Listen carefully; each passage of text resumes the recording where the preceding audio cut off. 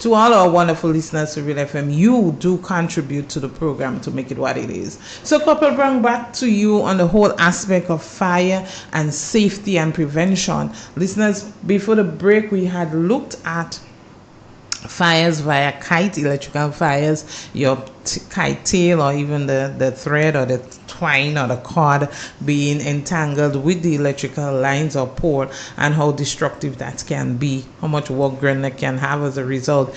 Even homes and properties can also be destroyed. So we've discussed that and give some advice to our parents and guardians. We look at the aspect of fire hydrants and the road and how much consideration we should give and the importance they are to us. So now we're going to dip a little bit because, you know, at time like now you can't speak fire and don't speak to our farmers or about our farmers. So we go straight into that, and I'll just give you an open question.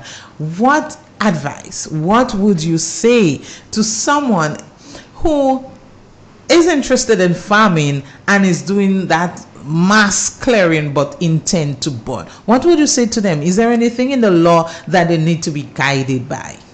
Well, you know, there's what they call the Agricultural Fire Act, right? Which is Cap 6, Volume 2. Once you're doing farming, it is funny, once you're doing farming, you are expected to get a permission if you have to do any burning. It is in law. Right.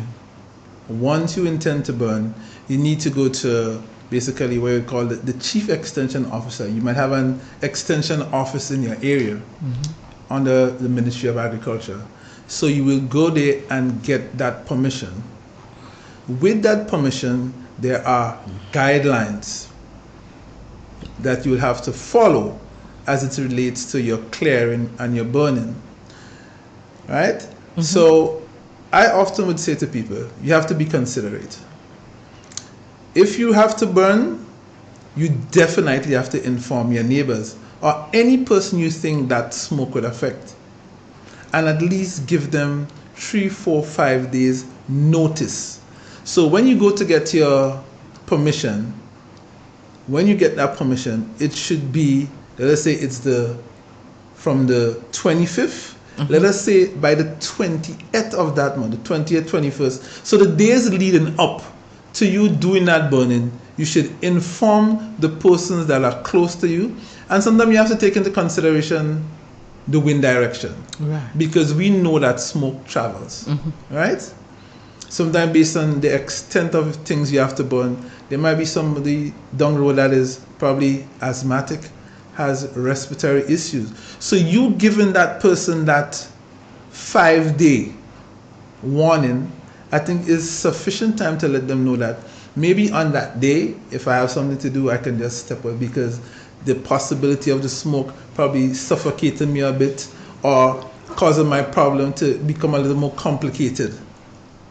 You understand? Certainly. So it is always good to inform your neighbors. That is just one part of it. Then, as I say, take into consideration the wind direction. Because if you clear a piece of land to burn, we do not want that the wind is blowing from, let's say, north to south. And if you have different heaps of things to burn, you start the fire in the north. I hope you've seen that picture, because if you start the fire in that direction,